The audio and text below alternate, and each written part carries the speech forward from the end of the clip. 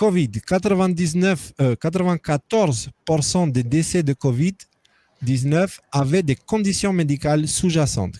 94%. Ça veut dire que ce n'étaient pas des gens morts du Covid, c'était des gens morts avec le Covid, ce qui n'est pas du tout la même chose. Alors, ce qui fait qu'au lieu des 186 ou 190 000 qu'ils annoncent, il y en aurait quelque chose comme 11 000 qui seraient réellement, entre guillemets, morts du Covid, quoi. Alors, les Centres for Disease Control ont publié des informations montrant combien de personnes décédées du Covid-19 avaient des comorbidités ou des conditions sous-jacentes, comme les médecins les appellent parfois.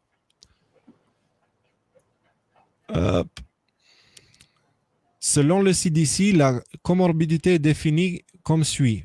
Plus d'une maladie ou condition est présente chez la même personne en même temps. Les conditions décrites sont des comorbidités, comme des comorbidités sont souvent des conditions chroniques ou à long terme.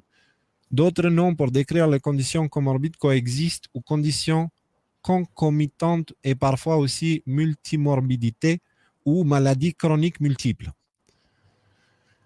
Bref, on va prendre ça, c'est ce qu'a dit le CDC.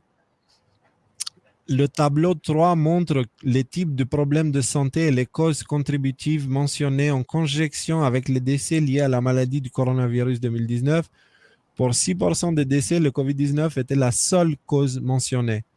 Pour les décès avec des conditions ou des causes en plus du COVID-19, en moyenne, il y avait 2,6 conditions ou causes supplémentaires par décès.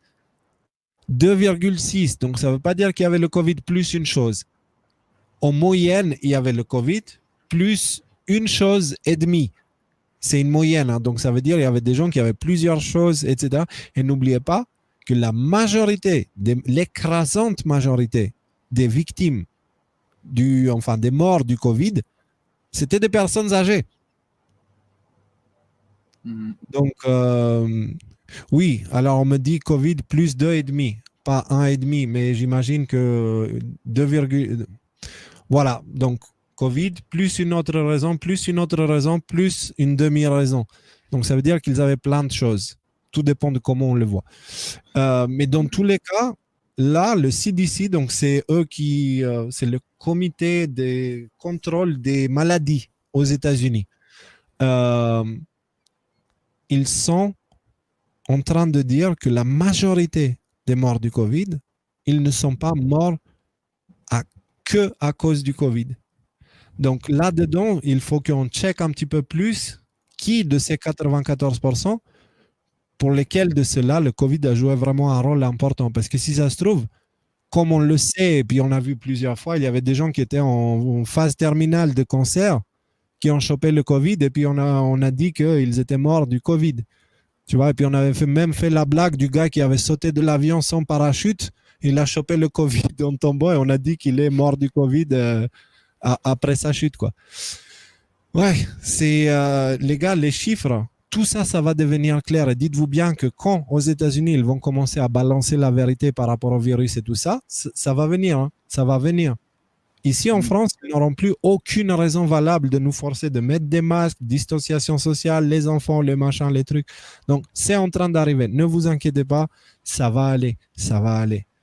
Donc, bien sûr, il y a ça qui sort et la réponse immédiate des médias, c'est parce que Trump, évidemment, il prend ça et il le publie parce que c'est ce que Trump dit depuis le début. Trump, il dit depuis le début que la majorité des morts, ils ne sont pas uniquement à cause du Covid. Donc, du coup, il a pris le truc du CDC et il a publié. Et devinez quoi, il s'est fait censurer par Twitter, encore.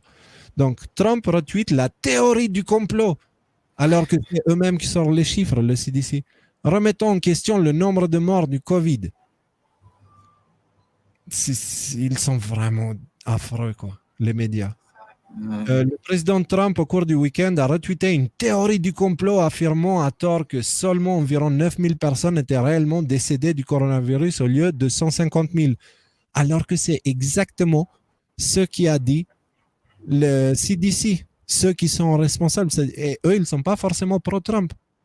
Donc, eux, ils ont dit ça. Imaginez si les services sanitaires français, ils disaient que 5% des morts sont uniquement morts à cause du Covid.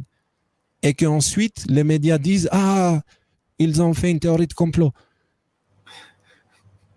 C'est n'importe quoi. Ils ne savent plus quoi dire, ils ne savent plus quoi faire, ils racontent n'importe quoi. Et c'est pour ça que les gens, ils vont voter Trump et ça va aller.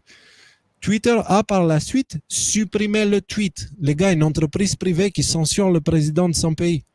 On en est là, c'est ce qu'ils veulent, ceux de l'extrême gauche. Écrit par un utilisateur nommé Mel Q, qui est également un partisan de la théorie du complot QAnon, évidemment, c'est toujours à cause de QAnon, affirmant qu'il violait ces règles. Les règles de Twitter qui sont ceux, si tu n'es pas d'accord avec nous, tu sors. Donc, le Twitter maintenant supprimé faisait référence à un article sur le site web des Center for Disease Control, donc le CDC, disant que 6% des décès du COVID-19 étaient la seule cause mentionnée. Alors, vous comprenez le jeu, je ne vais pas insister parce qu'on a d'autres chats à fouetter là par la suite. Mais ça, c'est sorti et d'autres médias l'ont repris. Et ensuite, on a Ron Paul, donc c'est un personnage politique assez relativement important aux États-Unis et il a failli finir candidat aussi.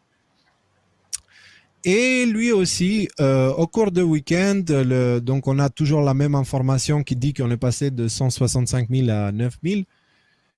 Les autres, une grande majorité, avaient une moyenne de 2,6 maladies supplémentaires graves avec l'ajout, dans la plupart des cas, d'un âge extrêmement avancé. Donc, il ne faut pas oublier ça non plus. Dans la discussion suivante sur le rapport Liberty, Daniel McAdams et Ron Paul, donc Ron Paul c'est le politicien et McAdams c'est le journaliste, j'imagine,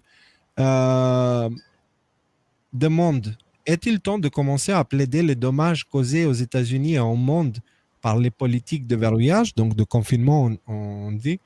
Les deux libertariens discutent également du fait que la plus grande manifestation de l'histoire allemande a eu lieu au cours du week-end, alors que des millions de personnes se sont révélées opposées aux masques obligatoires et au confinement. Des manifestations similaires ont eu lieu à Londres et en Espagne.